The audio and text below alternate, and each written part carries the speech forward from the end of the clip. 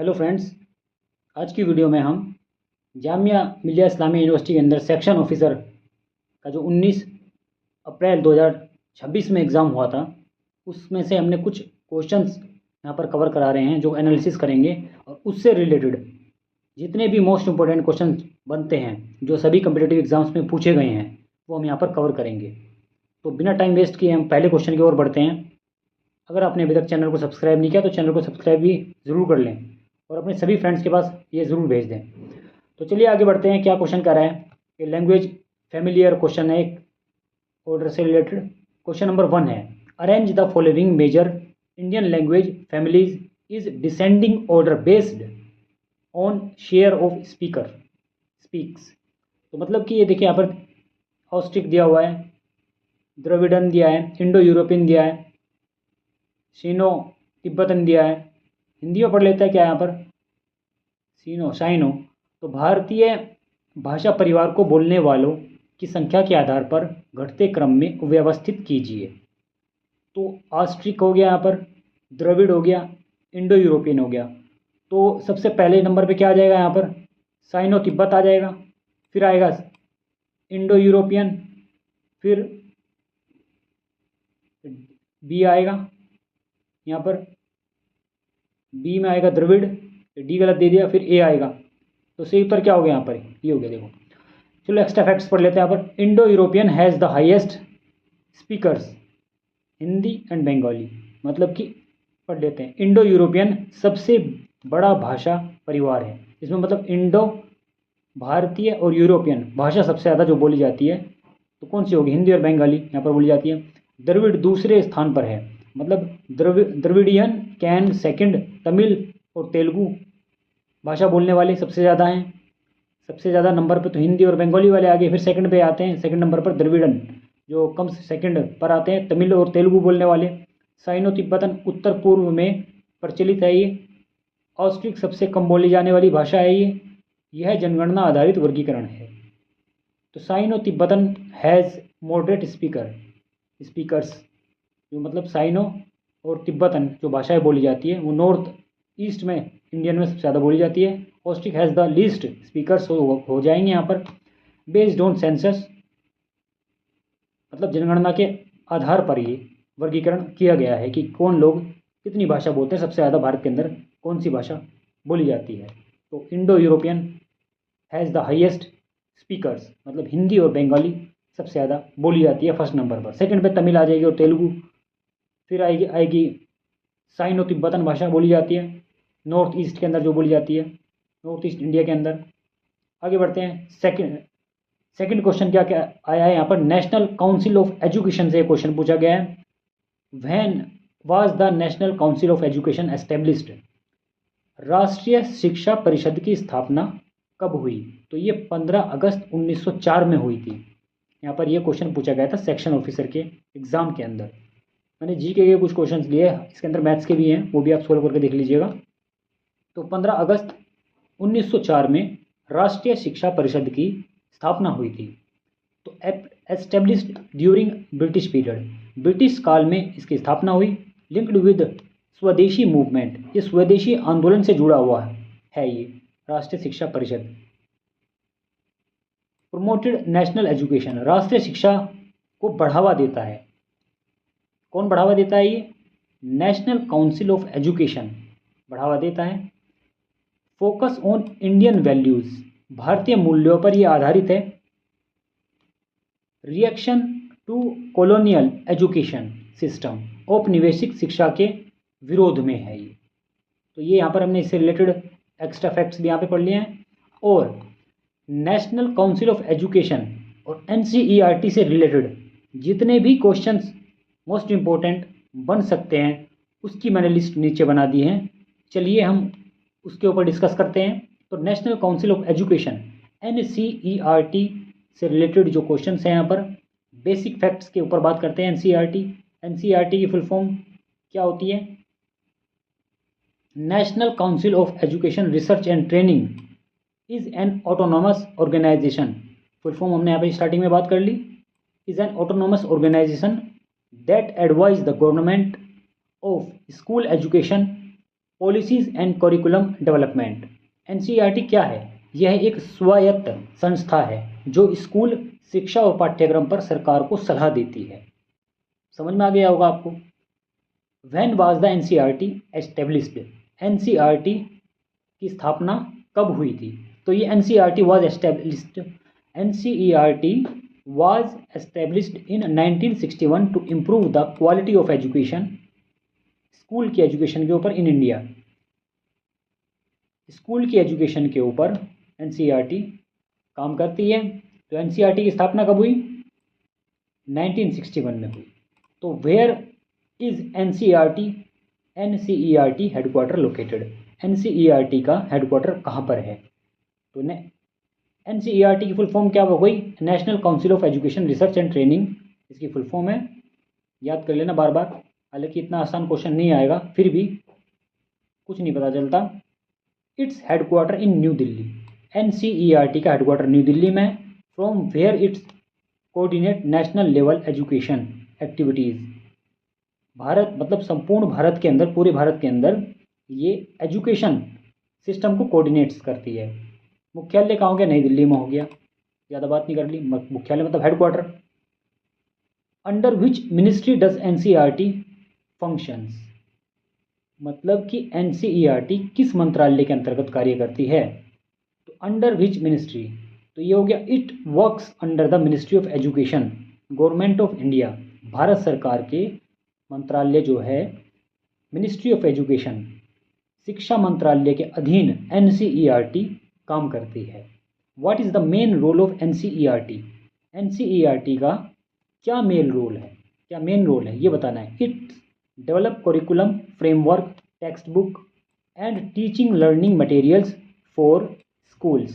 School के लिए एक तो जो करिकुलम होता है वो फ्रेमवर्क डिज़ाइन करता है, टेक्स्ट बुक बनती है एनसीईआरटी की, मतलब किताबें भी आती हैं, टीचिंग लर्निंग मटेरियल बनाता है, मतलब टीएलएम जो होते हैं वो बना के देता है। तो मुख्य कार्य क्या हो गया?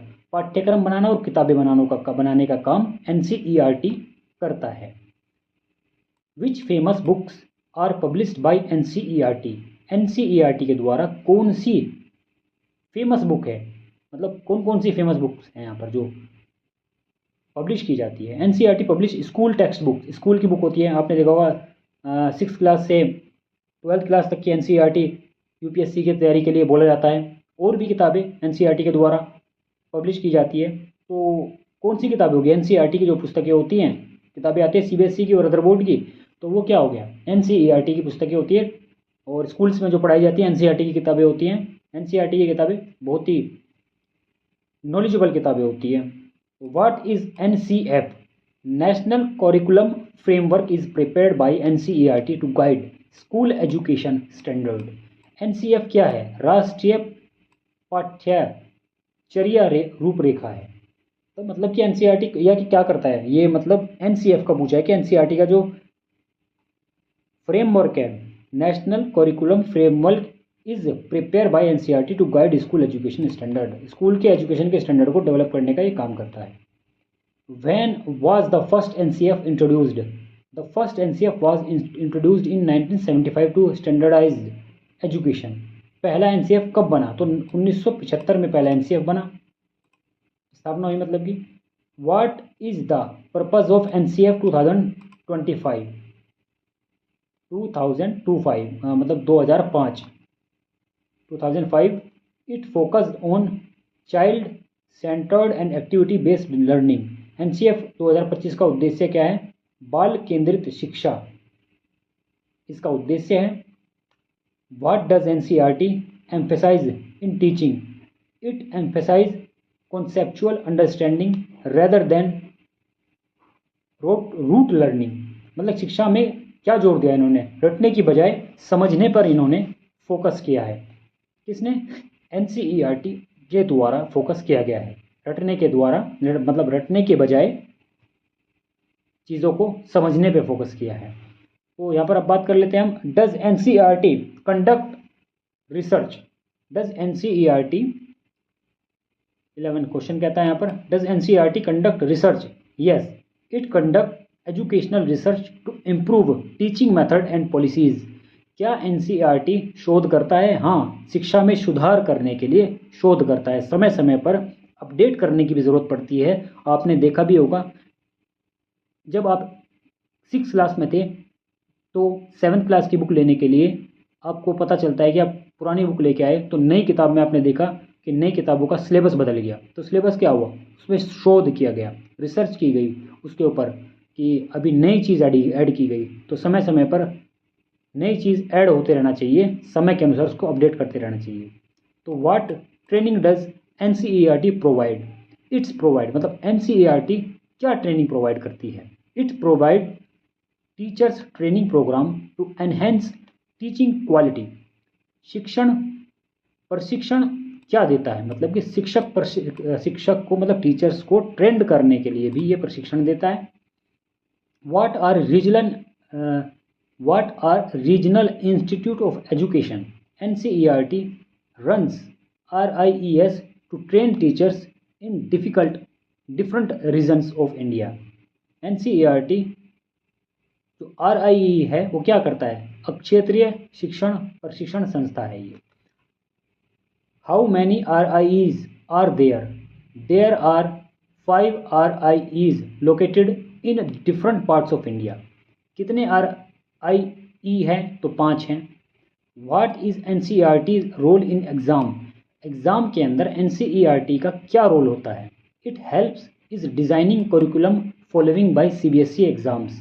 परीक्षा में क्या भूमिका होती है? पाठ्यक्रम को निर्धारित करना, पाठ्यक्रम का निर्धारण करना, ये एनसीईआरटी की भूमिका होती है। Does NCERT provide digital resources? क्या एनसीईआरटी डिजिटल रिसोर्सेज प्राप्त करता है या प्रदान करता है? हाँ जी, बिल्कुल करता है। इट प्रोवाइड्स ई बुक्स मतलब इंटरनेट के ऊपर आप PDF, जैसे अभी PDF से आप पढ़ रहे होंगे उस टाइप की PDF भी प्रोवाइड करते हैं, उनकी वेबसाइट के ऊपर मिलेगा आपको। And online resource for students के लिए ऑनलाइन मटेरियल्स भी प्रोवाइड कराते हैं। तो what is Diksha platform? Diksha platform क्या है? आपने भी स्कूल के अंदर ये पढ़ा भी होगा, सुना भी होगा कि दीक्षा अभी नया कोई ऐप चला है, ऐप भी कहेंगे और वेबसाइट भी है। वो क्या है? ये डिजिटल लर्निंग प्लेटफॉर्म है supported by NCERT for students and teachers. Diksha क्या है? ऑनलाइन शिक्षा मंत्र है, उसके ऊपर यूट्यूब पर वीडियोस होती है, पूरे चैप्टर्स की वीडियोस पढ़ाते हैं। तो वो एक ऐप है। तो डिजिटल, इसकी फुल फॉर्म की बात करेंगे दीक्षा की तो digital infrastructure for knowledge sharing. जैसे आप मेरी वीडियोस देख रहे हैं उसी टाइप से एक दीक्षा नाम का एक ऐप भी बनाया गया है और वेबसाइट पे भी आप डायरेक्ट जा करके उसके ऊपर सभी सब्जेक्ट से एनसीईआरटी की बुक्स और बाकी सब्जेक्ट की बुक्स से रिलेटेड और टॉपिक से रिलेटेड किसी भी सब्जेक्ट का आप वहाँ से पढ़ सकते हैं। तो उसमें पढ़ाया जाता है what is the role in NEP 2020। NCERT is responsible for developing new curriculum framework under NEP। NEP में मुख्य भूमिका क्या है? तो नया पाठ्यक्रम बनाना NEP 2020 का। क्योंकि देखो पहले से जो शिक्षा नीति चलती आ रही थी वो कहीं ना कहीं क्या है कि सही नॉलेज प्रोवाइड मतलब अपडेटेड नॉलेज प्रोवाइड नहीं करा पाई थी, उसमें अपडेशन की थोड़ी ज़रूरत पड़ी। तो इसीलिए NEP आया गया, न्यू एजुकेशन पॉलिसी लाया गया। तो NCERT is responsible for developing new curriculum framework. New curriculum मतलब नया पाठ्यक्रम लाया गया। Does NCERT work internationally? क्या NCERT अंतर्राष्ट्रीय स्तर पर काम करती है? हाँ जी, बिल्कुल करती है। It collaborates with international organization. International जो ऑर्गेनाइजेशन होती है उनके साथ मिलकर के NCERT काम करता है। जैसे कि यूनेस्को एक इंटरनेशनल ऑर्गेनाइजेशन है, उसके साथ मिलकर के काम करती है। तो what is it's focus area? तो ये क्वालिटी प्राप्त करती है, इक्विटी प्राप्त करती है and access in school education. Focus क्या है? गुणवत्ता और समानता दोनों प्राप्त करते हैं, मतलब प्रदान करते हैं, प्राप्त नहीं करते, प्रदान करते हैं। तो NCVET ये क्या है? तो इसके बारे में बात करते हैं हम। What is NCTE? National council for teacher education regulates teachers education in India. मतलब NCTE क्या है? शिक्षक शिक्षण नियामक, ये है NCTE। When was NCTE established, मतलब NCTE की स्थापना कब हुई थी? तो 1993 में, 1993 में इसकी स्थापना हुई थी। What is the role of NCTE? It approves teacher training institute and courses. कार्य क्या है इसका? शिक्षण प्रशिक्षण संस्थाओं को मान्यता देने का काम होता है NCTE का। समझ गए ना ये बात? Teacher training and institute and courses. What is NCVET? National council for vocational education and training regulatory या रेगुलेट्स वोकेशनल एजुकेशन। NCVET क्या है? तो व्यावसायिक शिक्षा नियामक है ये। When was NCVET established? It was established in 2018 to integrate skill development system। तो स्थापना कब हुई? 2018 में हुई। NCVET की स्थापना 2018 में हुई। अब इम्पोर्टेंट यहाँ पर कुछ कॉन्सेप्ट्स के बारे में बात कर लेते हैं यहाँ पर। व्हाट इज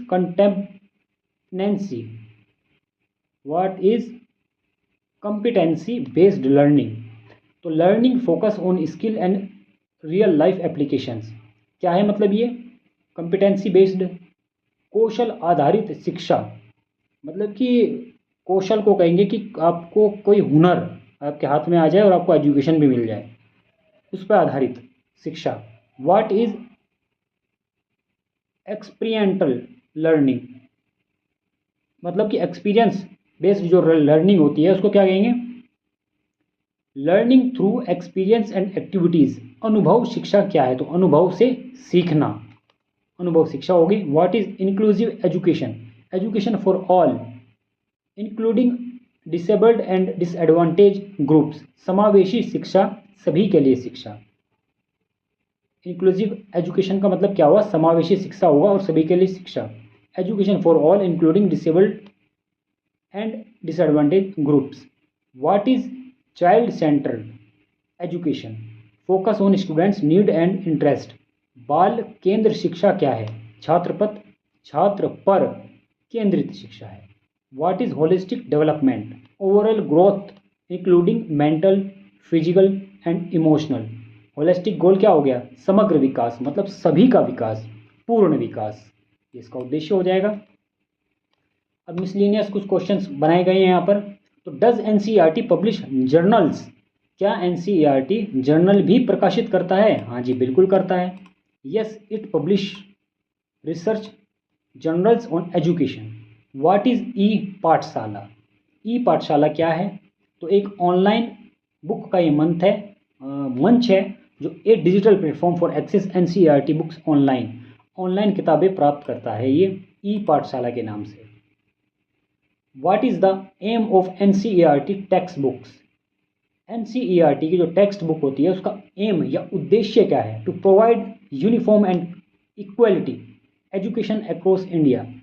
उद्देश्य क्या है? इस पूरे संपूर्ण भारत के अंदर समान शिक्षा प्रदान करना, इसका उद्देश्य है NCERT टेक्स्ट बुक का। Does NCERT support innovation? क्या NCERT सपोर्ट करता है इनोवेशन को? Yes, promote innovative teaching practices को ये प्रमोट करता है, जिसको नवाचार बोलते हैं हम। What is NCERT long term goal? कि लंबे समय का NCERT का क्या लॉन्ग टर्म गोल है? तो to improve education standard and learning outcome nationwide. तो दीर्घकालिक लक्ष्य क्या है? शिक्षा में सुधार करना, इसका मेन उद्देश्य है। तो fresh water fish in salt water, तो ये यहाँ से क्वेश्चन आया है। तो if a healthy fresh water fish is placed in a salt water, what will be the expected consequences? तो a fish become dehydrate and die. Hindi में पढ़ लेते हैं क्वेश्चन। यदि एक स्वस्थ मीठे पानी की मछली को खारे पानी में रखा जाए तो मछली के साथ क्या होगा? तो मछली निर्जलीय होकर मर जाएगी, इसको कहते हैं डिहाइड्रेट होकर के वो डाई मर जाएगी। Osmosis causes water loss, salt water is hypertonic fish loses body fluids, leads to dehydrates, cannot survive due to imbalance। मतलब कि परासरण के कारण पानी निकलता है। खारा पानी हाइपरटोनिक होता है, शरीर का जल कम हो जाता है, निर्जलीकरण होता है, जीवित नहीं रह पाती। इसमें मछली जीवित नहीं रह पाएगी क्योंकि स्वच्छ पानी से निकल के खारे पानी में आ गई तो वो मर जाएगी। तो ये ब्लड रिलेशन से, फैमिली रिलेशन से रिलेटेड कुछ क्वेश्चन है यहाँ पर। In a family of 8 person there are 2 couples each having 2 childrens. B and D are brothers and each has 2 children. E is the aunt of A, who is the cousin brother of C. C is the sister of H, who is the cousin brother of G. F is the wife of B. Question क्या पूछा यहाँ पर, how is H related to F। Question काफ़ी बड़ा बना दिया है, difficult level का क्वेश्चन है, थोड़ा सा रीजनिंग से क्वेश्चन आया है। लेकिन हम ये बात कहेंगे आउट ऑफ सिलेबस तो है नहीं, लेकिन रीजनिंग से क्वेश्चन दिया है, थोड़ा सा इन्होंने लंबा बनाया है क्योंकि सेक्शन ऑफिसर का एक अधिकारी का ये क्वेश्चन पेपर है। तो इसका आंसर हो जाएगा नेफ्यू। सोल्व करके देखिएगा, ठीक है। 8 व्यक्तियों के एक परिवार में 2 संपत्ति हैं और प्रत्येक के 2 बच्चे हैं। बी और डी भाई हैं और प्रत्येक के 2 बच्चे हैं। ई ए की बुआ या चाची है और ए सी का चचेरा भाई है। सी एच की बहन है और एच जी का चचेरा भाई है। एफ बी की पत्नी है। बड़े चलो करके देखिए, ये तो घुमा देगा क्वेश्चन, करके देखिएगा। एक को सोचेंगे दूसरा दिमाग से स्किप हो जाएगा। तो सी इसका आंसर हो गया। तो ये रहा, यहाँ पर इसका थोड़ा सॉल्यूशन भी बताया गया है, पढ़ के देख लेना, आप करके देख लेंगे इसको। तो की पॉइंट्स यहाँ पर क्या है, इसको छोड़िएगा तो करना ही पड़ेगा आपको। कजिन वजिन आ गया है। तो फीफा वर्ल्ड कप 2026 से रिलेटेड क्वेश्चन आया है। FIFA world cup 2026 will be hosted by, तो ये कनाडा के द्वारा होस्ट किया जाएगा। USA and Mexico. क्या बोल रहा है, फीफा विश्व कप 2026 की मेजबानी कौन करेगा, कनाडा, यूएसए और मैक्सिको, ये तीनों देश करेंगे। फर्स्ट ट्राई नेशन होस्टिंग, पहली बार 3 देशों का द्वारा ये आयोजन किया जाएगा FIFA world cup. North American countries, उत्तरी अमेरिका में आयोजन होगा इसका। 48 टीमों का ये टूर्नामेंट होने वाला, 48 टीमों का टूर्नामेंट होने वाला है ये। कई शहरों में मैच होंगे इसके। संयुक्त बोली स्वीकृत, संयुक्त बोली मतलब फीफा अप्रूव्ड, जॉइंट बिड होगी इसकी, बिड, ठीक है।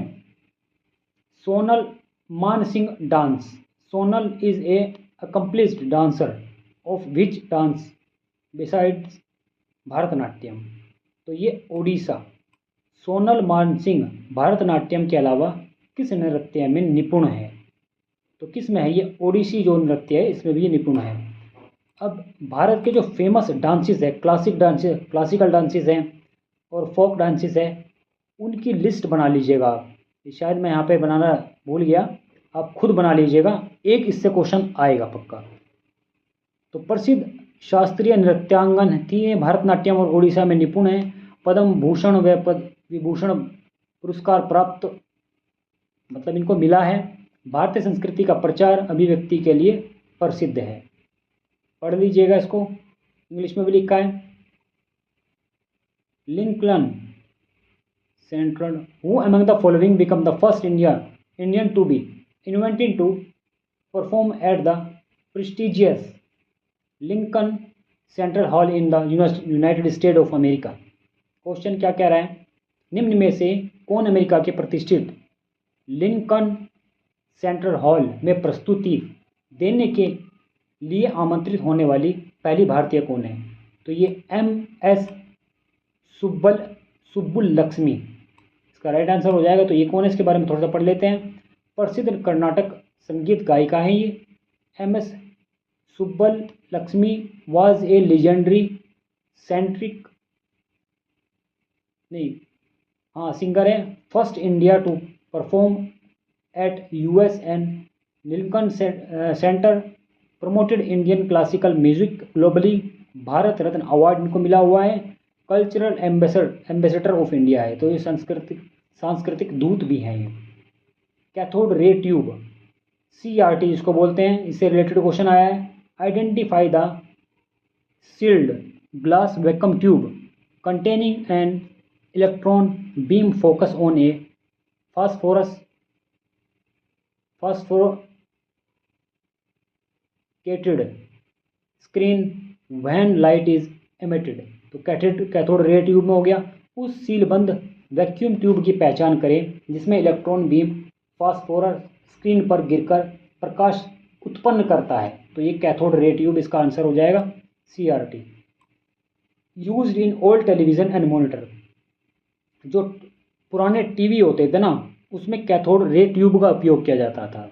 Electron beam strikes phosphor screen produce visible vacuum tube technology, पुराने टीवी मॉनिटर में उपयोग होता था इनका। इलेक्ट्रॉन बीम फास्फोर पर गिनती प्रकाश उत्पन्न होता था, वैक्यूम ट्यूब तकनीक थी। जो हमें स्क्रीन पर दिखता है ना वैक्यूम ट्यूब से आता था। LCD LED में सबसे ज़्यादा उपयोग इसका हुआ है। Which of the following statements about bird life international are correct. देखिए ये क्वेश्चन उसमें भी आया था असिस्टेंट के पेपर में, बर्ड लाइफ सेंचुरी के बारे में, और मैं ऑलरेडी कवर करा चुका हूँ। अब आपके एग्जाम में भी यहाँ से आ सकता है, मैंने पूरी लिस्ट बना रखी है वहाँ पर, उसको पढ़ लीजिएगा।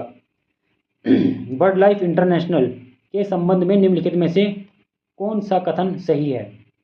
तो ये है, यह संरक्षण संगठनों का वैश्विक नेटवर्क है, ये हो गया। Global NGO network focus on bird conservation identifying IBM world wide biodiversity hotspot हो जाएगा ये। बाय नॉर्मन मैयर्स, क्या नाम है इसका,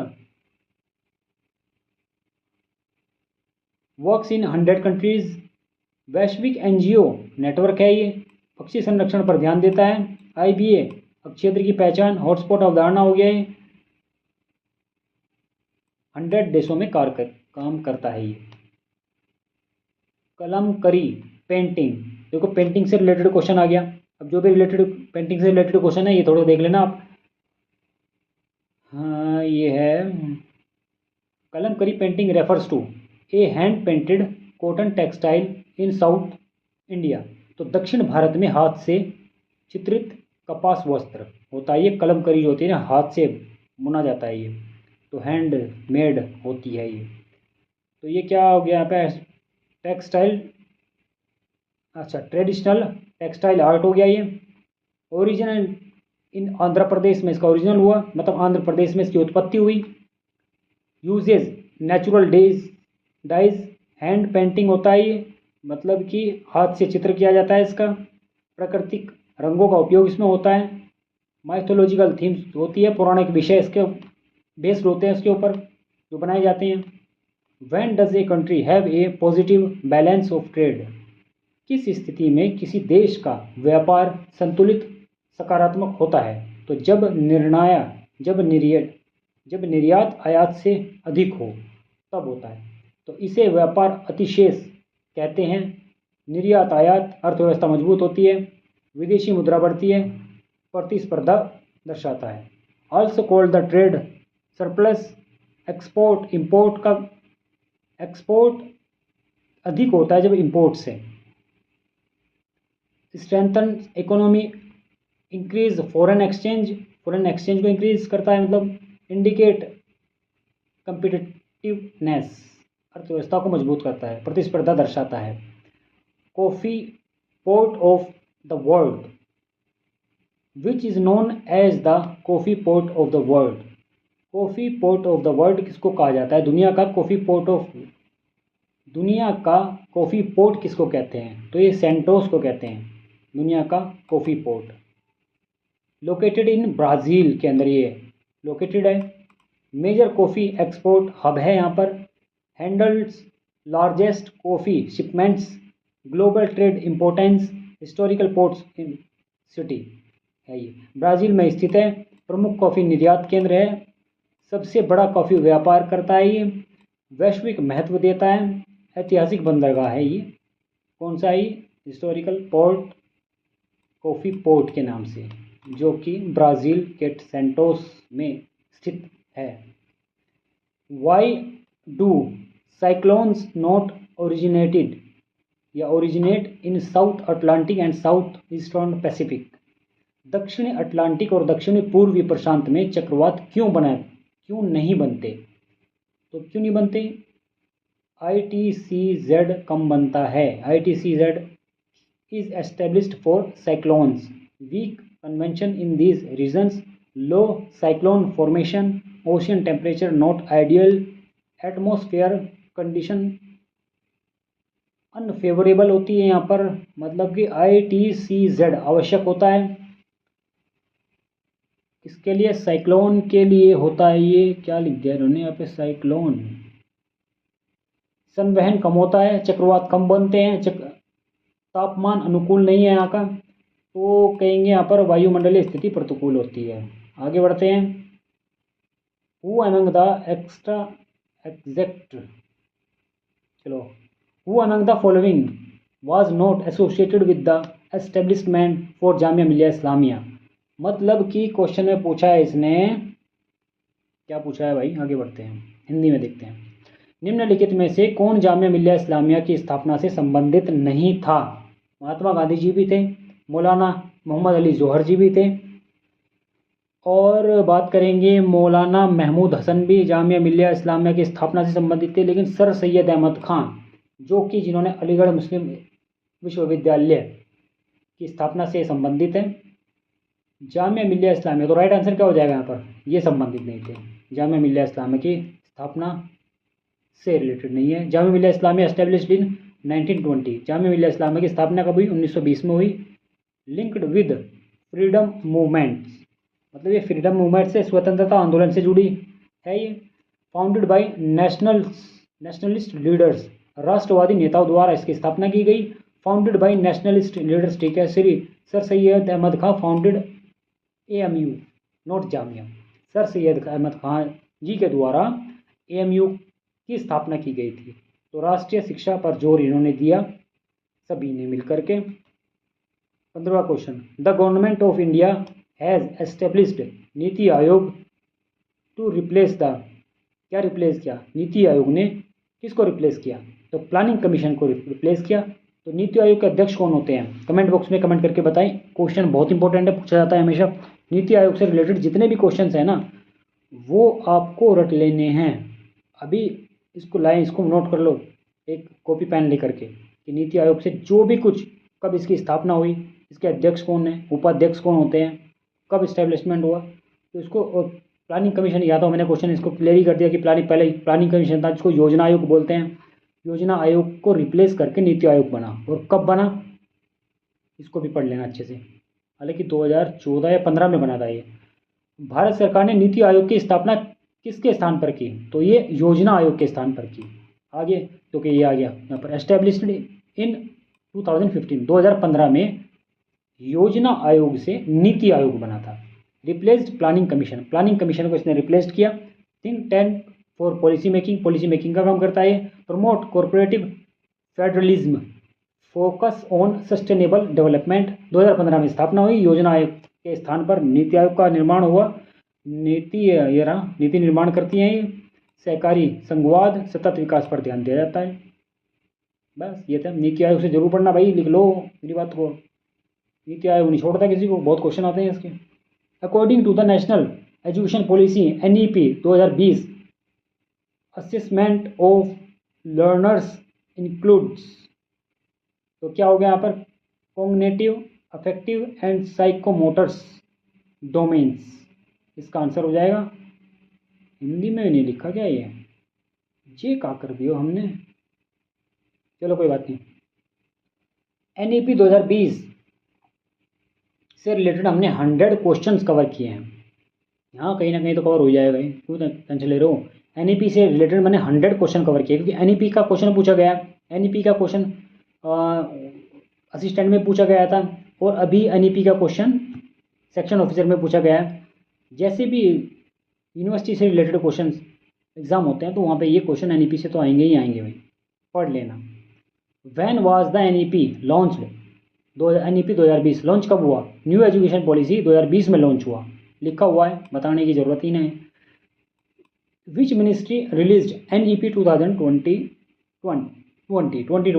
ठीक है। मिनिस्ट्री ऑफ एजुकेशन के अंडर ये काम करती है। किस मंत्रालय ने जारी किया? शिक्षा मंत्रालय ने जारी किया NEP 2020।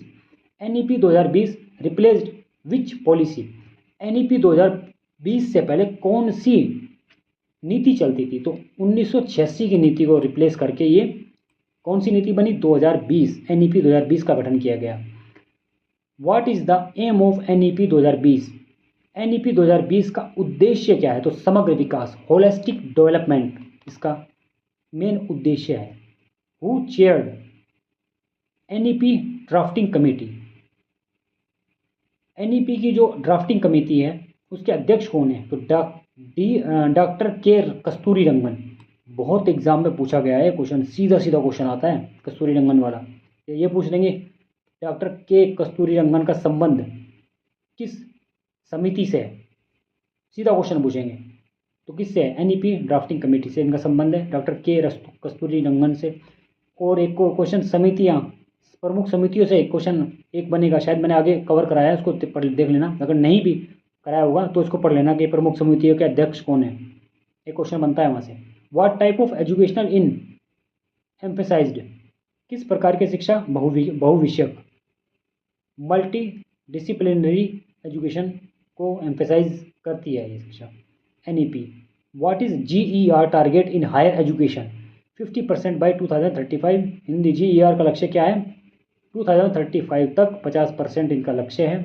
NEP focused on which learning? किस लर्निंग पर फोकस है इनका? तो अनुभवात्मक मतलब अनुभव, एक्सपेरिमेंटल तरीके से इसको समझ लीजिए कि उस तरह की हम एजुकेशन प्रदान करने का प्रयत्न कर रहे हैं। Medium of instructions till grade 5, कक्षा 5 तक भाषा और मातृभाषा में एजुकेशन देने के बारे में सबसे ज़्यादा जोर दिया गया है यहाँ पर। Is coding introduced? क्या कोडिंग इंट्रोड्यूस की जाएगी यहाँ पर? हाँ जी, की जाएगी। कब से? कक्षा 6 से शुरू की जाएगी, क्लास 6 से coding. New structure of schooling? अभी नया स्ट्रक्चर क्या कर दिया गया है स्कूलिंग का? पहले था 10+2, अभी हो गया 5+3+3+4। नया ढांचा क्या हो गया? 5+3+4। अरे 5+3+3+4 ये हो जाएगा। फाउंडेशनल स्टेज क्या हो जाएगी? 3 साल से 8 साल का जो बच्चा रहेगा वो फाउंडेशनल स्टेज में आएगा। प्रीपैरेटरी स्टेज क्या हो जाएगी हमारी? प्रीपैरेटरी स्टेज क्या हो जाएगी यहाँ पर? 8 से 11 साल।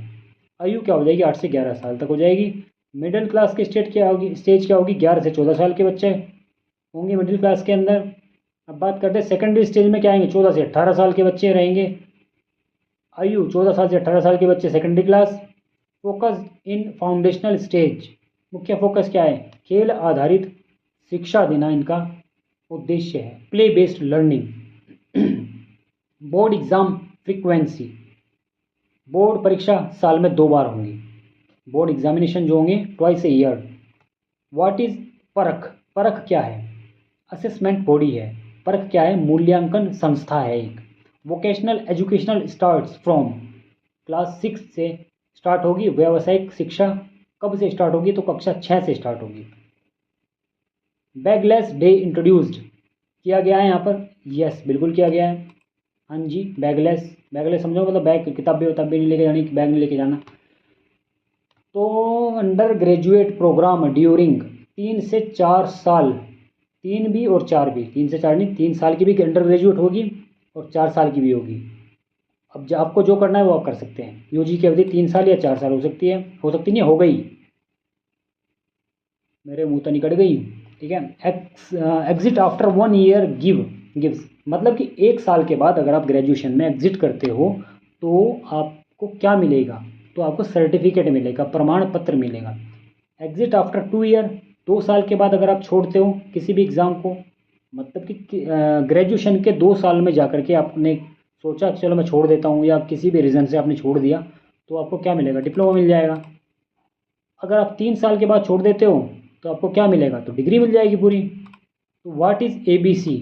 एकेडमिक बैंक ऑफ क्रेडिट, इसकी फुल फॉर्म हो जाएगी। क्रेडिट बैंक हो गया ये। एमफिल डिसकंटिन्यूड, यस, एमफिल समाप्त कर दी गई है अब।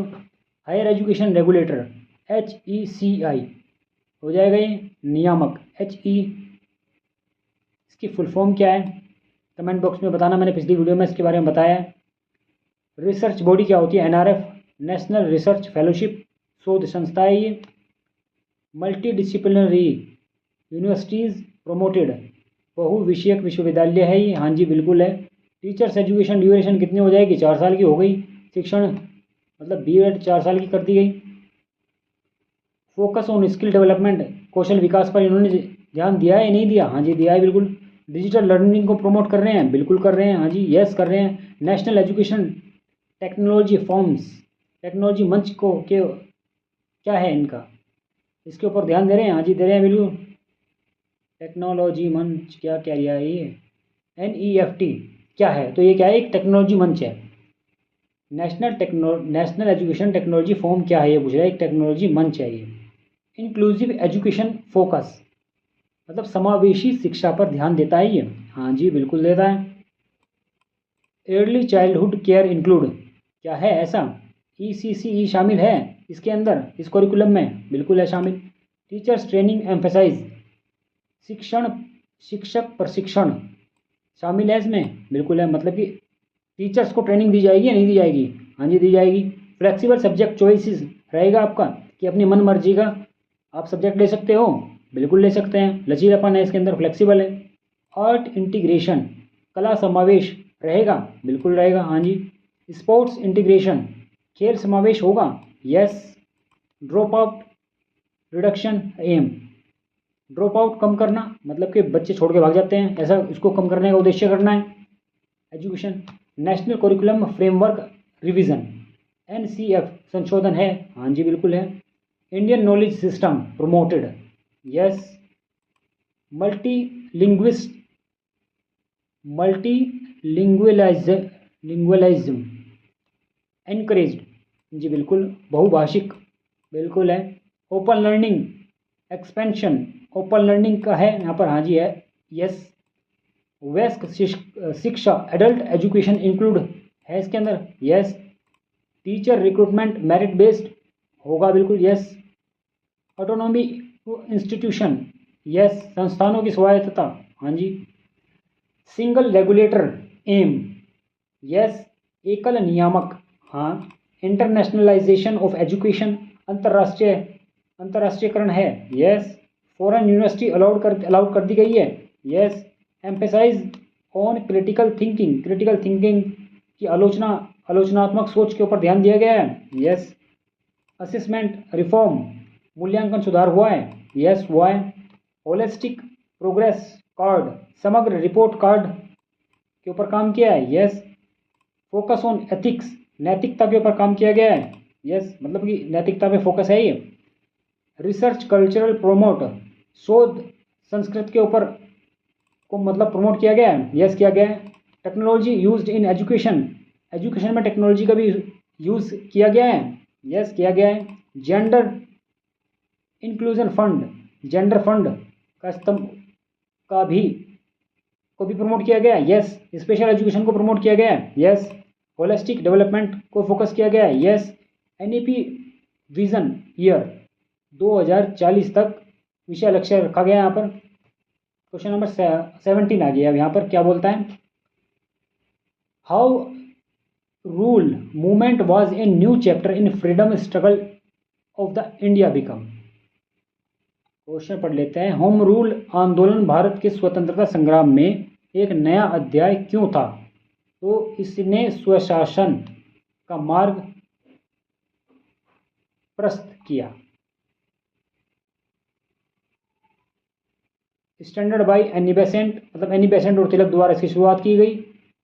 डिमांड फॉर सेल्फ रूल, स्वशासन की मांग की गई यहाँ पर। राजनीतिक जागरूकता की गई, गांधी से पहले आंदोलन था ये। राष्ट्रवाद मजबूत होता है इससे, पढ़ लीजिए, इंग्लिश में भी थोड़ा सा समझ में आना चाहिए बस, इसीलिए मैंने हिंदी में भी लिखा है यहाँ पे। Which among the following commission is related to new arrangement of British Indian army after the end of 1870 1857, 1857 की क्रांति। 1857 की क्रांति से एक क्वेश्चन बनता ही बनता है। किसी भी एग्ज़ाम को आप दे के आना तो 1857 की क्रांति को छोड़ेंगे नहीं, एक क्वेश्चन उठाएंगे वहाँ से। कभी कभार के एक आध ना उठाए तो बात अलग है।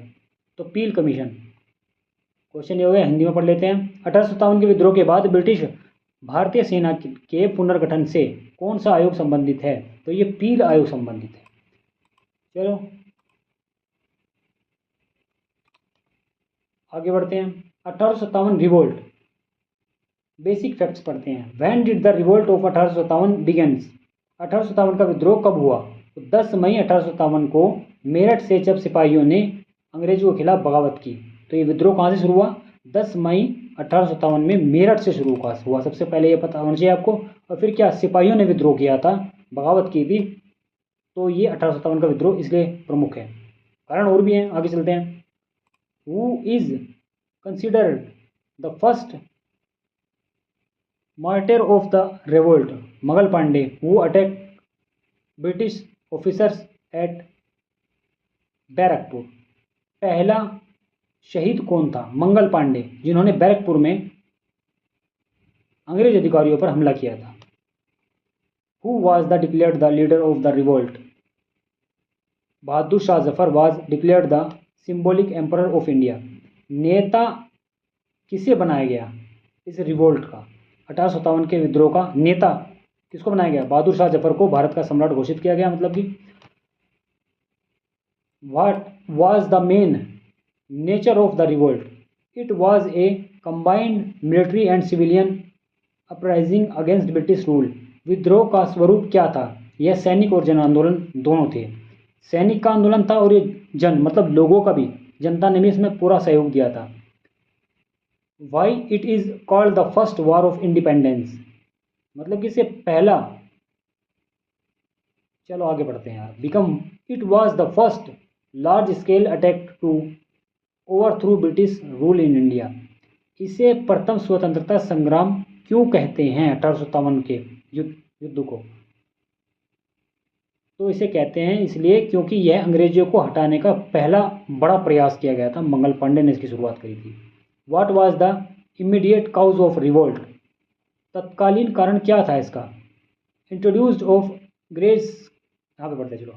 चर्बी वाले कारतूस, कारतूस मतलब जो गोली होती थी उनको मुंह से छीलना होता था। तो किसके बनाए गए थे? जो धार्मिक भावनाओं के खिलाफ थे। धार्मिक भावनाएं उससे आहत हो रही थी, उसकी वजह से उन्होंने उसका विरोध किया। तो which city saw the first outbreak? Meerut were sepoys revolted and marches at to Delhi. पहला विद्रोह कहाँ हुआ? तो मेरठ में हुआ। Who were the sepoys? Sepoys है कि Indian soldiers employees in the British East Indian company army. सिपाही कौन थे? ईस्ट इंडिया कंपनी की सेना में भारतीय सेना थे। Which Mughal emperor was involved? Bahadur Shah Zafar the last Mughal ruler थे उस टाइम पर। कौन सा मुगल शासक शामिल था? तो बहादुर शाह जफर थे। What was the main aim of revolt? Rebels to end British rule and resort the traditional and Indian authorities. उद्देश्य क्या था? अंग्रेजी शासन खत्म करना इनका उद्देश्य था। कॉजेज क्या थे रिवोल्ट के? What political causes lead to revolt? Doctrine of lapse which annexure Indian states without heir. राजनीतिक कारण थे विलय की नीति। पूछा जाता है कि विलय की नीति का संबंध किससे है? Who introduced doctrine of lapse? Lord Dalhousie introduced it to expand British territory. किसने लागू किया? तो लॉर्ड डलहौजी के द्वारा ही लागू किया गया doctrine of lapse. Next question कहाँ है भाई? Economics cause of revolt. इस रिवोल्ट का जो इकोनॉमिक कारण था, आर्थिक कारण क्या था? तो अत्यधिक कर और शोषण था। लोगों के ऊपर अत्यधिक कर और शोषण हो रहा था। Social causes of revolt, social सामाजिक कारण क्या था? धर्म परिवर्तन का डर था यहाँ पर। मिलिट्री काउज, सैन्य कारण क्या था? भेदभाव होता था सैन्य सेनाओं के साथ। मतलब कि Indian soldier in salary and rank, Indian soldiers को नीचे पद पे रखा जाता था और जो ब्रिटिशर्स सोल्जर्स थे उन्हें ऊंचे पद पे रखा जाता था। तनख्वाह भी कम देती थी, मतलब सैलरी भी कम दी जाती थी, तो विद्रोह तो करना तय ही था। Who lead revolt in Kanpur, Kanpur में 1857 की विद्रोह का नेतृत्व किसने किया? तो नाना साहब ने किया। झांसी में नेतृत्व किसने किया? रानी लक्ष्मीबाई ने किया। लखनऊ में 1857 क्रांति का नेतृत्व बेगम हजरत महल के द्वारा किया गया। एक क्वेश्चन बनता है यहाँ से, बिहार में किसने नेतृत्व किया? कुंवर सिंह ने किया। कुछ लिखाए गए हैं यहाँ पर, बाकी के आप इसको लिख लेना नेट से ढूंढ करके, ये किताब होगी आपके पास, उसमें पढ़ लेना। How did revolt spread? Through communication among sepoys and local rulers across north India. विद्रोह कैसे फैला? तो सैनिकों और शासनों के जरिए फैला। सैनिकों ने और शासकों के द्वारा जनता में फैलाई गई बातें। विच एरियाज वाज मोस्ट अफेक्टेड? कौन सा एरिया यहाँ पे सबसे ज़्यादा अफेक्टेड हुआ था? तो कौन सा प्रभावित हुआ? उत्तर और मध्य भारत इससे प्रभावित हुए थे। Was south India involved? क्या दक्षिण भारत शामिल था इसमें? नहीं, दक्षिण भारत शामिल नहीं था।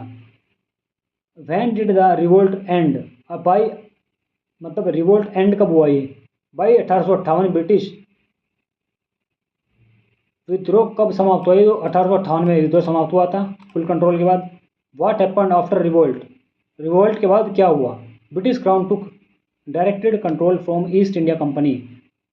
शासन कंपनी से ब्रिटिश सरकार के पास चला गया इस विद्रोह के बाद। चलो भाई आगे बढ़ते हैं। Which act was passed? Government of India 1858 act पास हुआ उस टाइम पर। फिर कौन सा अधिनियम पास हुआ? 1858 का अधिनियम पारित हुआ। व्हाट हैपेंड टू बहादुर शाह जफर? बहादुर शाह जफर के साथ क्या हुआ? फिर उन्हें रंगून की जेल में भेज दिया गया। Why did? पूछा जाता है कि रंगून की जेल में किसको भेजा गया? तो बहादुर शाह जफर को भेजा गया। Why did revolt fail? Revolt fail क्यों हो गया? असफलता का कारण क्या था? एकता और संसाधनों की कमी। एकता नहीं थी भारतीयों में, तो एकता की कमी रही थी, इस वजह से वो असफल रहा। विरासत क्या है? What is the legacy of 1857 revolt? विरासत क्या है? इसने स्वतंत्रता आंदोलन को प्रेरित किया। Who become the head of Indian after the revolt? The British monarch become the head of India ruling through a viceroy who represented the crown in India. विद्रोह के बाद भारत का प्रमुख कौन बना? तो ब्रिटिश साम्राज्य जो वाइसराय के माध्यम से शासन करता था। What was the queen proclamation? Proclamation क्या है ये? Of 1858। It was the declaration by Queen Victoria promising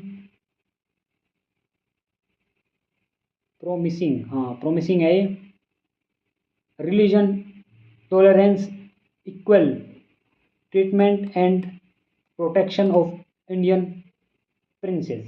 1857 की रानी की घोषणा क्या थी?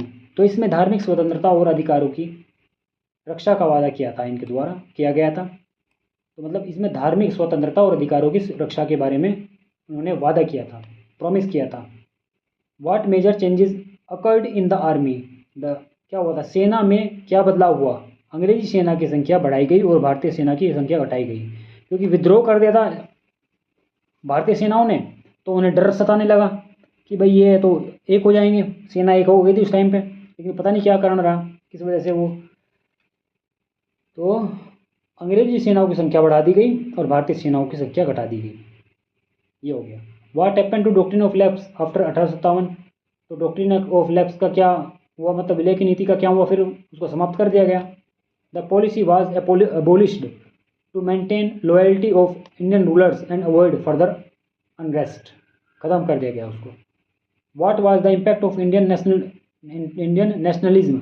The revolt awoke a sense of unity and nationalism among Indian inspiring further freedom movement. राष्ट्रवाद पर क्या प्रभाव पड़ा?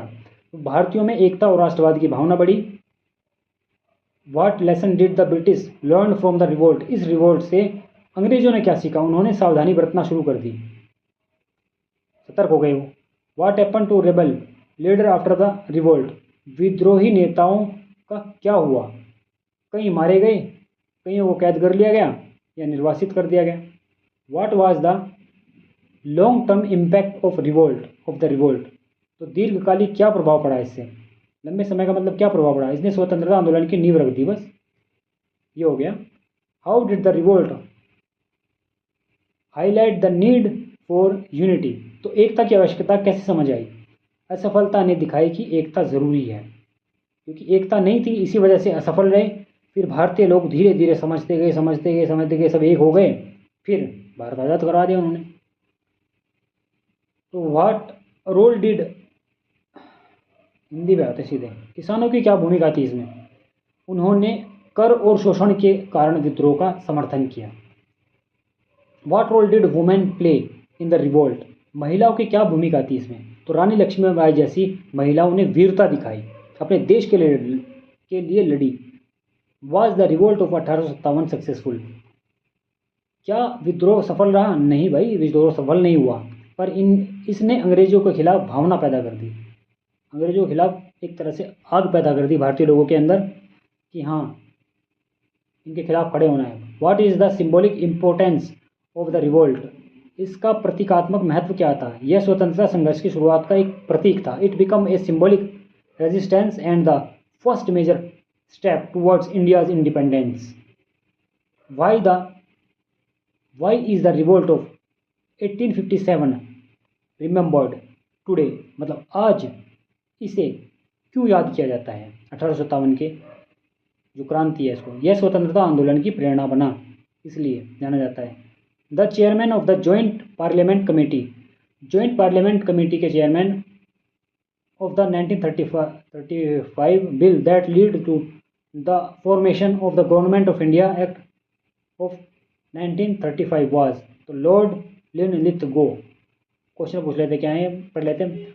1935 के भारत सरकार अधिनियम के लिए बनी संयुक्त संसदीय समिति के अध्यक्ष कौन थे, तो लॉर्ड लिनलिथगो थे। GOI act, government of India act 1935 major reform था इसका, मतलब कि 1935 अधिनियम महत्वपूर्ण रहा यहाँ पर। ये इंट्रोड्यूस्ड प्रोविंशियल ऑटोनॉमी, प्रांतीय स्वायत्तता संघीय ढांचा सबसे बड़ा अधिनियम बनाए। संविधान का आधार, federal structure produced largest British Indian act हो गया ये। बेसिस फॉर कॉन्स्टिट्यूशन, संविधान का आधार बनाए। प्रमुख समितियाँ, देखिए मैंने प्रमुख समितियाँ यहाँ पर कवर कराई हैं। तो एजुकेशनल कमेटी के ऊपर हम बात करेंगे यहाँ पर। Who headed the university education committee 1948 से 1949, doctor Sarvepalli Radhakrishna headed it to reform higher education. विश्वविद्यालय शिक्षा आयोग का अध्यक्ष कौन था, तो डॉक्टर सर्वपल्ली राधाकृष्ण जी थे। पसीने आ गए, बिना लाइट के बना रहा हूँ, रात के 2 बजे हुए हैं। वो कहाँ गया, विश्वविद्यालय शिक्षा आयोग का अध्यक्ष कौन था, डॉक्टर सर्वपल्ली राधाकृष्ण जी थे। एक क्वेश्चन बनता है यहाँ से। Who chair the secondary education committee 1952 to 1953, doctor A Lakshman Swami Mudaliar, मतलब माध्यमिक शिक्षा आयोग के अध्यक्ष कौन थे, doctor Lakshman Swami Mudaliar. Who headed the education committee 1964 से 1966, DS Kothari recommended major reforms. Kothari आयोग का अध्यक्ष कौन था, DS कोठारी। क्वेश्चन पूछा गया कई बार एग्जाम के अंदर।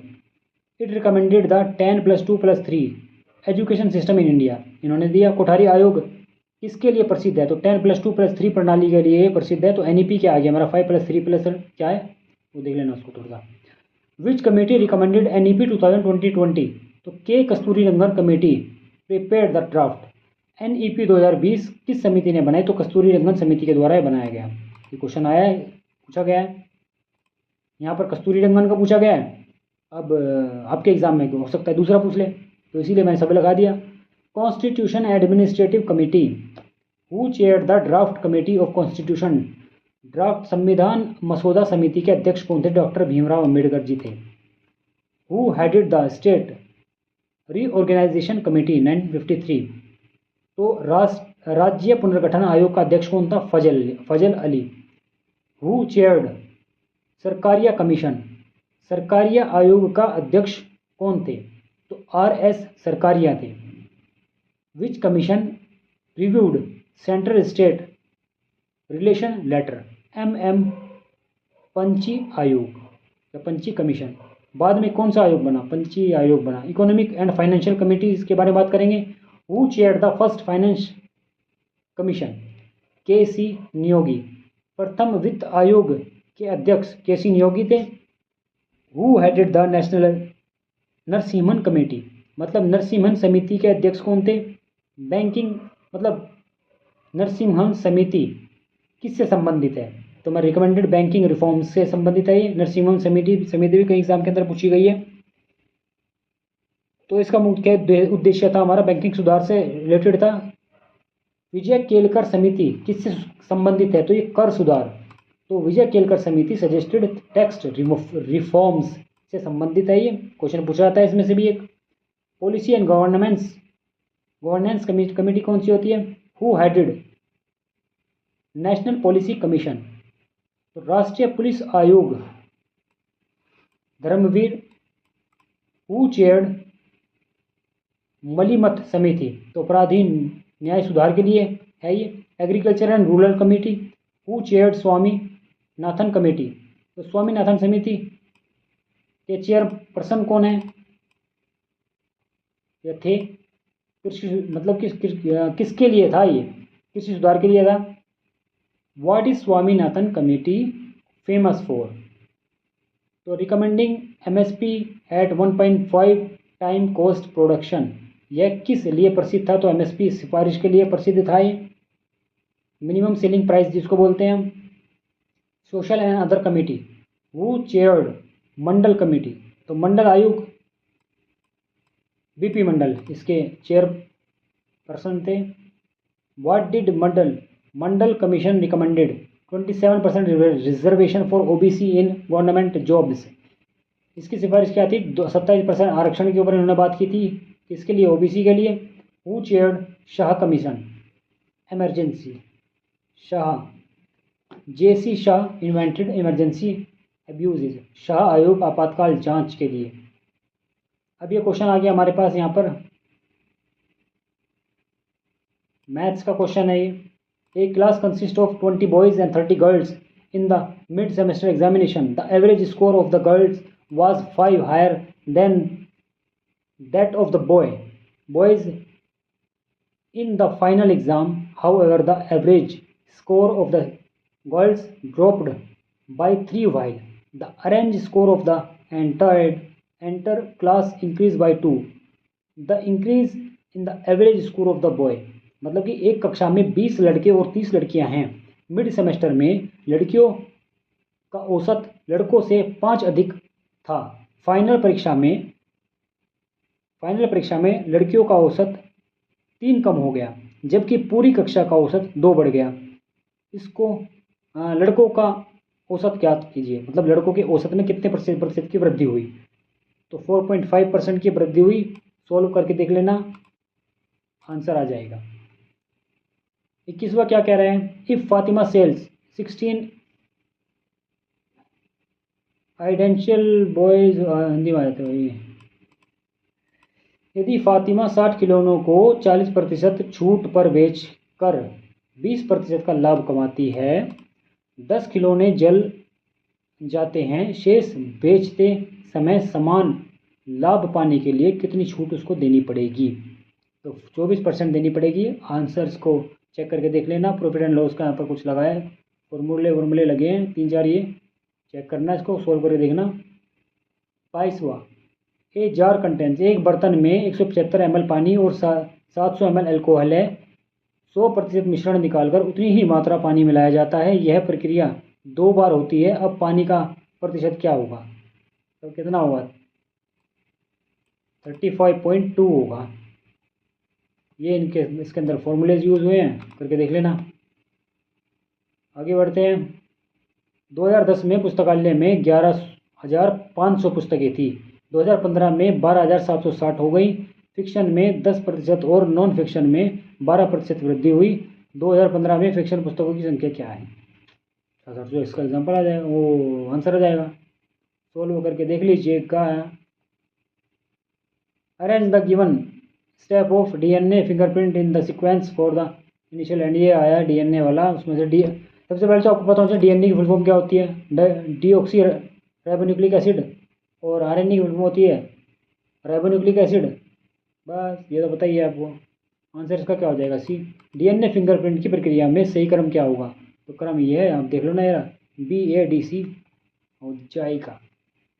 पहले डीएनए अलग करें, फिर काटें, ट्रांसफ़र करें, हाइब्रिडाइजेशन करें, पहचान प्रक्रिया कर लें, तो क्या हो गया? हो गया जी काम पूरा। सो फ्रेंड्स, इस वीडियो में तो हमने बता दिया बहुत कुछ। अभी तो और भी क्वेश्चन बाकी हैं। बड़ी मुश्किल से टाइम निकाल के ये मैंने वीडियो बनाई है। सो फ्रेंड्स, इस वीडियो में इतना ही। अगर आपने अभी तक इस चैनल को सब्सक्राइब नहीं किया, चैनल को सब्सक्राइब जरूर कर लें और अपने फ्रेंड्स के पास ज़रूर भेजें। So friends, thanks for watching and keep learning. पढ़ते रहिए, आगे बढ़ते रहिए, मेहनत करते रहिए।